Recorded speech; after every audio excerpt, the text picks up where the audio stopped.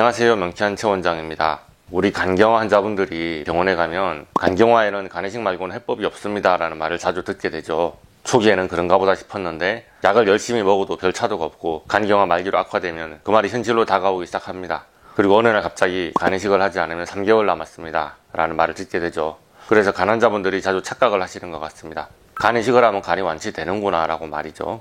그래서 지난번에 간이식 후에 벌어질 수 있는 사태와 명쾌한 최 원장의 대책에 대한 영상을 올렸는데 조회수가 형편이 없었습니다. 관심이 없으신 거죠. 간이식하면 다 나을 건데 그 이후의 일에 대해서 더 알아보고 걱정하고 그럴 이유가 없다고 생각하시는 것 같아요.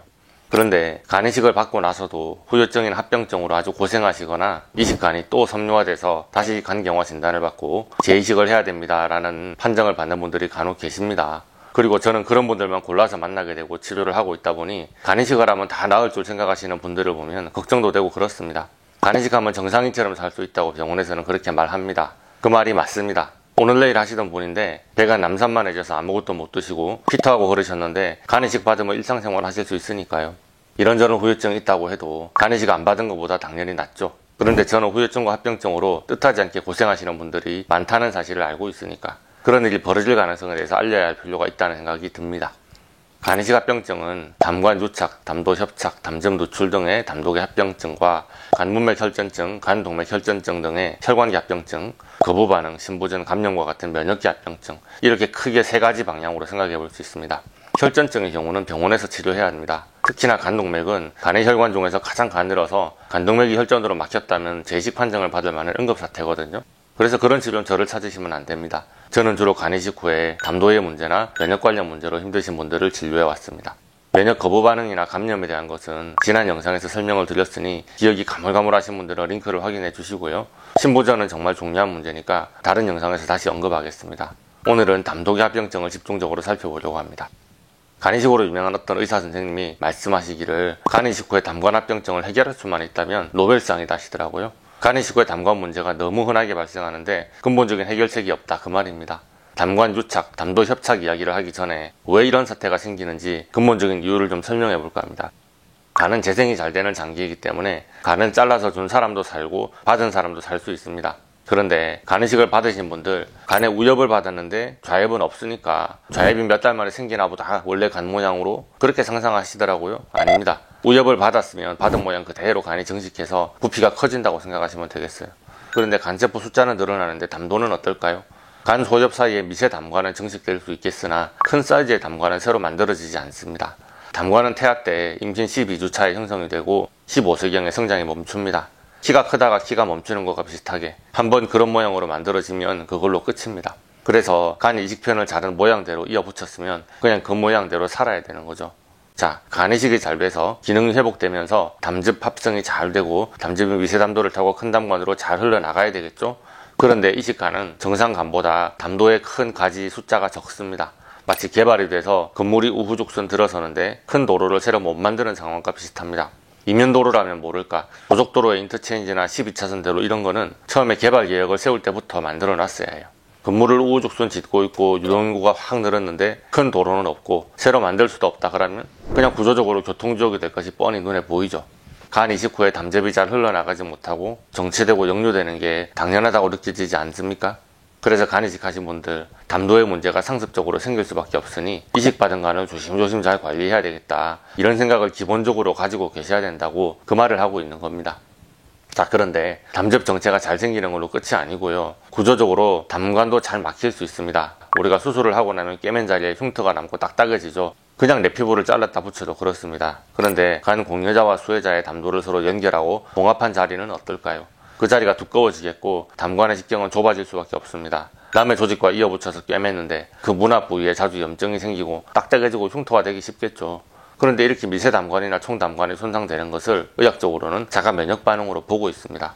그렇다면 자기 담관에 대한 자가 면역 반응과 이식받은 남의 담관에 대한 면역 반응 중에서 어떤 것이 반응이 심하겠습니까? 말해서 뭐 하겠습니까? 당연히 이식간과 이식받은 담관이 망가지는 속도와 그 정도가 훨씬 심하겠죠. 그래서 간 이식받은 분들은 담독의 합병증이 흔하게 나타날 수밖에 없습니다. 그래서 간 이식 후에 면역 억제제를 복용 중이신 분들 나는 후천적인 자가 면역 질환이 생겼다라고 자각을 하셔야 합니다. 자가 면역 질환보다 더 심각한 상태죠. 면역 억제제 농도가 조금만 낮아져도 바로 이식간이 망가지기 시작하니까요. 그런데 제가 황달이 심하신 분들, 담즙 정체가 있으신 분들, 담관이 망가지는 PBC, PSC 환자분들, 특히나 우루사 처방받아 드시는 중인데도 경각심이 없는 분들께 식이요법을 잘해야 된다고 영상을 찍어 올렸었죠. 담관이 좁고 잘 막히고 역류하는 상태인데 기름기 많은 음식이나 자극적인 음식을 함부로 먹어서 담즙 분비를 자극하면 안 된다고 길고 복잡한 잔소리 폭탄을 날렸는데요. 그런데 이 잔소리가 PBC, PSG 환자들에게만 해당되는 얘기일까요? 간이식 하신 분들은 해당 사항이 없을까요? 우리 PSG, PBC 환자분들 엄청들 자기관리 열심히 하고 계십니다. 알러지 심한 음식 안 드시고 술, 담배 당연히 안 하시고요. 생활관리하면서 아픈 몸을 회복시키기 위해서 얼마나 노력하시는지 모릅니다. 그런데 간 이식하신 분들은 대부분 수술 이후에 경각심이 없이 살고 계셨더라고요. 제가 그게 참 이해가 안 돼서 간 이식 받고 몇 년 만에 또 재이식 판정 받으신 분께 대놓고 여쭤봤어요. 그랬더니 술만 안 먹으면 되는 건 줄 알았어요. 병원에서 보통 사람이랑 다를 바가 없다. 똑같이 살아도 된다고 했어요. 조심하라는 말을 전혀 들어본 적이 없어요. 라고 하시더라고요. 그런데 여러분, 오해가 있습니다. 컵라면을 먹는다고 해서 오늘 당장 죽는 건 아니에요. 그런데 그 말이 컵라면 매일 먹으라는 말일까요? 간이식을 집도해주신 주치의는 컵라면 먹어도 안 죽어요. 간경화 다 나았으니까 보통 사람처럼 사세요. 이런 식으로 말씀하신 것 같은데요. 제가 듣기로는 희망을 가지고 열심히 잘 살라고 격려해 주신 것 같은데 정상이라고 똑같아 라고 알아듣고서 컵라면이 뭡니까? 콜라에 정크푸드, 편의점 음식, 과자, 삼겹살, 마라탕, 남들 드시는 거 똑같이 다 드시면서 사셨던 분들이 부지기수입니다. 그래서 컨디션이 안 좋다, 못 살겠다, 아프다 하시는 PSG, PBC 환자분들은 10년, 15년 잘 버티고들 계신데 간이식 수술 직후에 멀쩡하게 컨디션이 좋았던 분들이 3, 4년 만에 다시 간경화가 재발하고 재이식 판정을 받게 되는 거죠. 그런데 의외의 복병도 있습니다. 이식 후에 꼭 사용해야 하는 약물, 특히나 평생 드셔야 하고 절대적으로 복용해야 하는 면역 억제제까지도 오히려 담즙 정체성 간질환을 유발한다는 논문이 있습니다. 면역 억제제 사이클로스포린은 미세 담관에서 세포막 운반체 활성을 억제한다고 합니다. 여러분이 많이 드시는 타크롤리모스나 아자티오프린도 간 소엽 주변의 간 동량 내피혈관 세포를 손상시켜서 담즙의 이동을 저해시킨다고 하고요. 트리메토프림이나 설파네톡사졸, 셉트린정이죠. 이것도 면역 반응을 자극해서 담즙 정체를 유발할 수 있다고 합니다. 지금 당장은 꼭 필요한 약일지 모르지만 이것들을 장기적으로 먹을 때는 해가 올 수도 있다는 것을 언제든지 유의를 하셔야 됩니다. 특히나 PBC, PSC로 간이식 받으신 분들 원래 자가 면역 반응으로 담관 손상이 심한 경향이 있었기 때문에 재발하기도 쉽다는 점을 염두에 두시고요. 물론 이식 거부 반응으로 담관이 망가지는 상황도 종종 볼 수 있습니다. 그래서 간 이식 후의 담도 접착은 상당히 흔한 증상입니다. 담독이 합병증 치료 과정이 오히려 간 이식 수술보다 더 고생스럽고 고통스럽다고 말씀하시는 분들도 계셨습니다. 자, 그래서 명치환 체원장의 대책을 말씀드립니다. 일단 영상을 보시는 구독자 여러분들, 식이요법을 지켜주시길 바랍니다. 담관에 스텐트를 박아도 당장은 효과가 있을지 모르나 평생 자기 담도처럼 작용해주지는 못합니다. 담즙 배액관 시술 받으신 분들 관을 밖으로 뽑든 소장으로 연결하든 그것은 증상을 대체하는 방법일 뿐입니다. 근본적인 해결책이 될 수가 없죠. 자극적이고 기름진 음식 드셔서 담즙이 독하고 찐득하고 배출량이 많은데 그것을 병원에서 어떤 기술로 수습을 하라고 하십니까? 혈관 상태가 좋아지고 당 수치가 조절이 되고 담즙 순환이 잘 되도록 식이요법을 짜놨으니까 참고하시고요. 간 이식 후에 담독이 합병증으로 명쾌한 체원장 찾으시는 환자분들, 기본적으로 PBC, PSC에 준하는 알러지 치료를 들어가게 됩니다. 면역 반응을 유발하는 음식 알러지와 자기 신체 조직에 대한 알러지, 특히 담즙과 담도, 간에 대한 알러지 치료도 필수입니다. 그리고 타크롤리무스나 아제티오프린 등 면역 억제제에 대한 알러지를 검사하고 치료하는 것도 아주 중요합니다. 담독이 합병증 환자분들이 PSG, PBC 환자분들과 다른 부분들은 이식관과 공여자의 혈액에 대한 알러지 치료가 추가된다는 점입니다. 이 부분은 이전 영상에서 이미 설명드린 적이 있으니까 기존 영상을 확인해 보시기 바랍니다. 정리하겠습니다. 나 간이식 받고 컨디션이 아주 좋은데 하나도 안 아픈데 하시는 분들, 간이식 직후에 컨디션이 좋았던 것은 주치의께서 수술을 잘 하셨던 덕분입니다.